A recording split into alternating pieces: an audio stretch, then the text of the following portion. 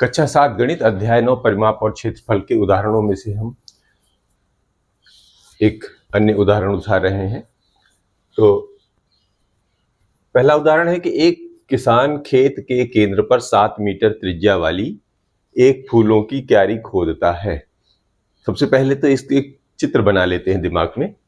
यहां पर लिख लेते हैं हल। कैसा है? 7 सेंटीमीटर त्रिज्या वाली, यानी कि ऐसा कोई खेत है जिसकी ये त्रिज्या है। ठीक है, कोई खेत है उस पर 7 मीटर त्रिज्या वाली फूलों की क्यारी खोदता है। यहां से यहां तक है 7 मीटर, 7 मीटर त्रिज्या है। ठीक है, फिर कह रहा है कि उसे खाद खरीदने की आवश्यकता है। अब वो उसे खाद चाहिए। यदि 1 वर्ग मीटर क्षेत्रफल के लिए 1 किलो खाद की आवश्यकता है तो उसे कितने किलोग्राम खाद खरीदनी चाहिए? तो सबसे पहले क्या करना पड़ेगा कि वो जो क्यारी खोदा है उसका क्षेत्रफल निकाल लीजिए। फिर ये जो नीचे दिया है कि एक वर्ग मीटर में क्षेत्रफल में 1 किलो लगता है, तो कुल कितना जितना वर्ग मीटर आया है उतने का खाद लगेगा। तो शुरू करते हैं कि दिया है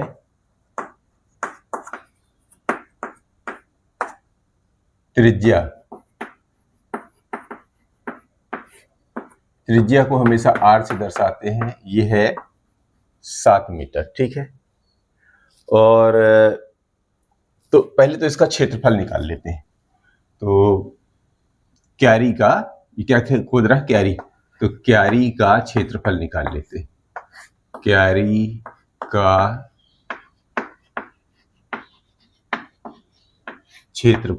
का क्षेत्रफल क्या होगा? पाई आर स्क्वायर। क्यारी कैसे वर्गाकार हो रही है, चूंकि त्रिज्या है तो त्रिज्या के परितः जो भी इलाका बनेगा उसके भीतर का क्षेत्रफल ही कहलाएगा। तो इसका मान रख दीजिए। पाई का मान होता है 22/7।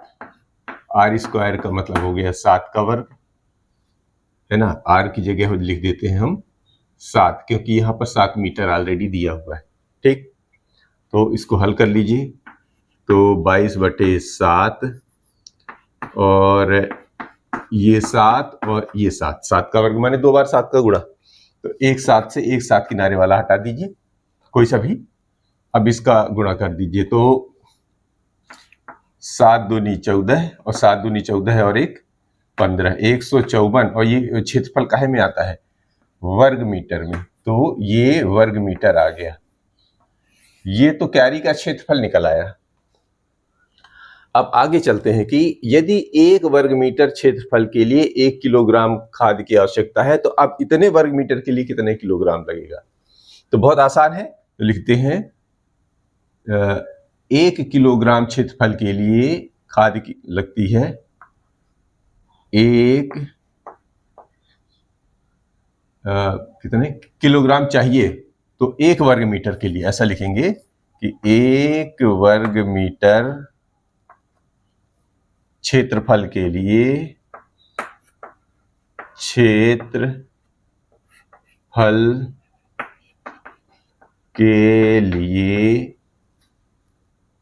आवश्यक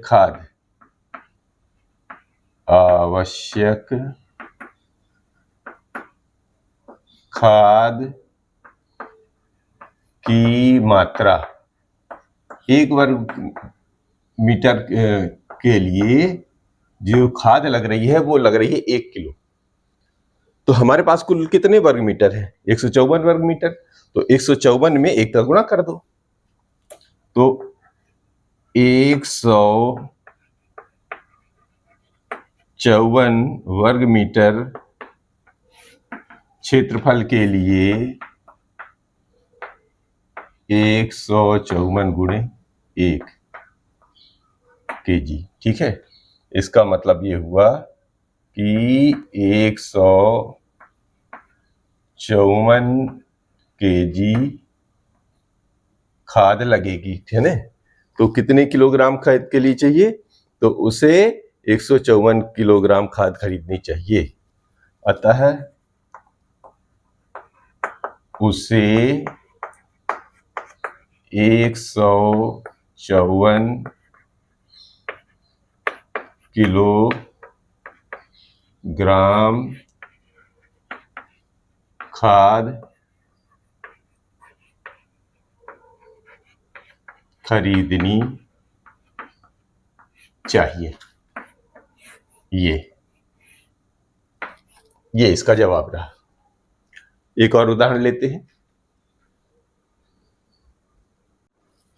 दूसरा उदाहरण है कि ₹10 प्रति वर्ग मीटर की दर से 2 मीटर त्रिज्या वाले एक वृत्ताकार टेबल के ऊपरी सतह पर पॉलिश करने का व्यय क्या होगा। एक वृत्ताकार टेबल है, ऐसा कोई वृत्ताकार टेबल है और ये जो है यहां से यहां तक की दूरी 2 मीटर है, यानी कि इसकी त्रिज्या जो है 2 मीटर दी गई है। ठीक है, कोई दिक्कत नहीं है।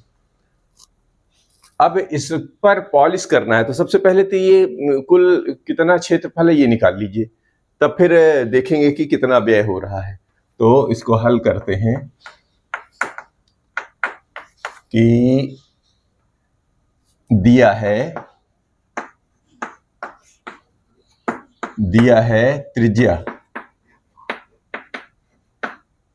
त्रिज्या r बराबर है 2 मीटर। ठीक है, अब इसका क्षेत्रफल निकाल लीजिए, फिर उसका व्यय निकालते हैं। तो वृत्ताकार टेबल का क्षेत्रफल, टेबल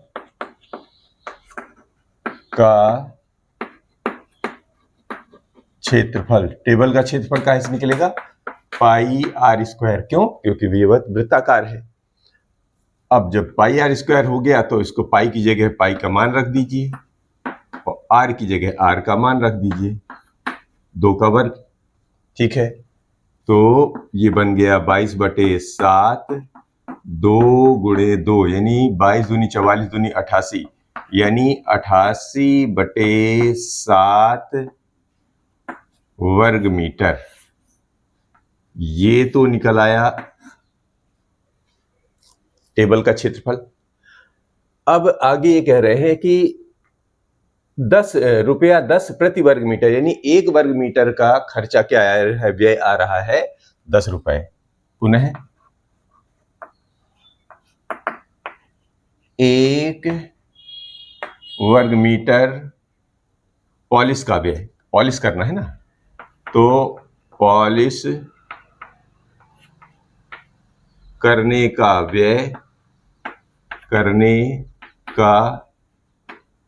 व्यय कितना है, ₹10। 1 वर्ग मीटर पर 10 रुपया लग रहा है ना।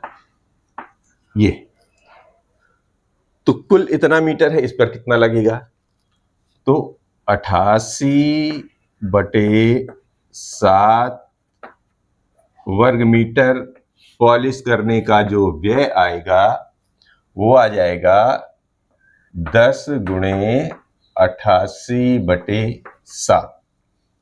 तो कितना आ जाएगा, इसका गुणा कर देंगे तो ये बन जाएगा 880/7, भाग दे दीजिए, बन गया 7 एकम 7, 18 हुआ, 7 दूनी 14 है, 4 40 बन गया,